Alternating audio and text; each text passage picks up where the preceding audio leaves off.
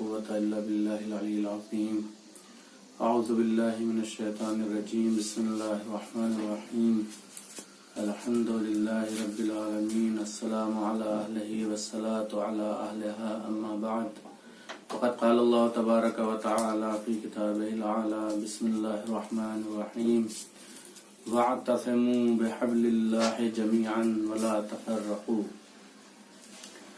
خداوند عالم کا ارشاد گرامی ہو رہا ہے کہ خداوند عالم کی رسی کو مضبوطی سے تھامے رہو اور انتشار نہ کرو، پراگندہ نہ ہو جاؤ، منتشر نہ ہو جاؤ، اپنے درمیان پھوٹ نہ ڈالو، انتشار نہ پھیلاؤ.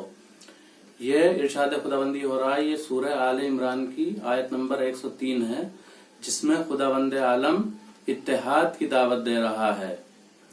اتحاد سنت خدا ہے، سنت رسول ہے، سنت انبیاء ہے، سنت ائمہ ہے.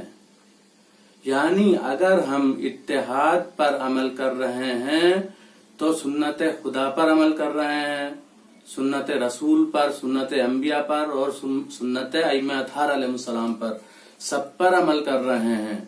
اور اگر ہم اس چیز کی مخالفت کر رہے ہیں، یعنی اگر ہمیں کوئی ایسا شخص نظر آ رہا ہے جو اسلامی چوغے میں آ کر امت مسلمہ کے درمیان انتشار کی باتیں کرے، انتشار پیدا کرنے کی کوشش کرے، تو وہ کچھ بھی ہو، مسلمان نہیں ہو سکتا. کیوں؟ اس لیے کہ حقیقی مسلمان وہی ہوتا ہے جو فرمان خداوندی پر عمل کرتا ہے. اور فرمان خداوند عالم ہو رہا ہے کہ وَاعْتَصِمُوا بِحَبْلِ اللَّهِ جَمِيعًا وَلَا تَفَرَّقُوا، کہ اس کی رسی کو، خداوند عالم کی رسی کو مضبوطی سے تھامے رہو اور انتشار نہ پھیلاؤ، منتشر نہ ہو جاؤ، پھوٹ نہ ڈالو آپس میں. تو یہ خداوند عالم کا ارشاد ہے. ہم اس پر عمل کریں گے تو ہر طرح، ہر قدم پر، ہر جہت سے کامیابی نصیب ہوگی. اور اس کے نمونے ہمیں دیکھنے کو ملتے ہیں حال حاضری میں. ابھی کچھ ہی سال پہلے کی بات ہے کہ جب اتحاد نے اپنا اثر دکھایا تو چند فوجیوں نے پورے اسرائیل کو کھدیڑ دیا. تو یہ اتحاد کی طاقت تھی. اتحاد ایسی عظیم طاقت ہے کہ اس کے سامنے دنیا کی کوئی سی طاقت دیر پا نہیں ہے. یعنی اس کے سامنے کوئی بھی طاقت نہیں رک سکتی.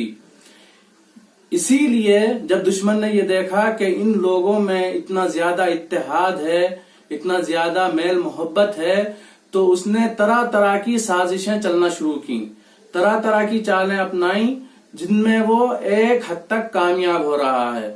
اور وہ مسلمانوں کے درمیان افتراق اور انتشار کا بیج بو رہا ہے.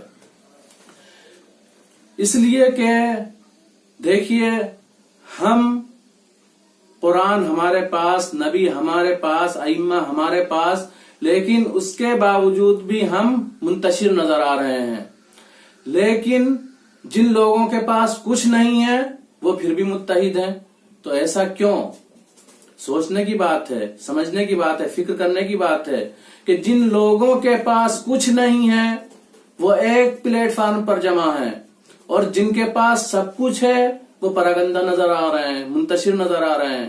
تو اس کا کیا مطلب ہے؟ اس کا مطلب یہ ہے کہ دشمن اپنی سازش میں کامیاب ہو رہا ہے. تو ہمیں یہ سوچنا چاہیے. اسی تناظر میں امام خمینی رحمت اللہ علیہ نے فرمایا تھا کہ اتحاد، یکجہتی مسلمانوں کا اہم ترین فریضہ ہے.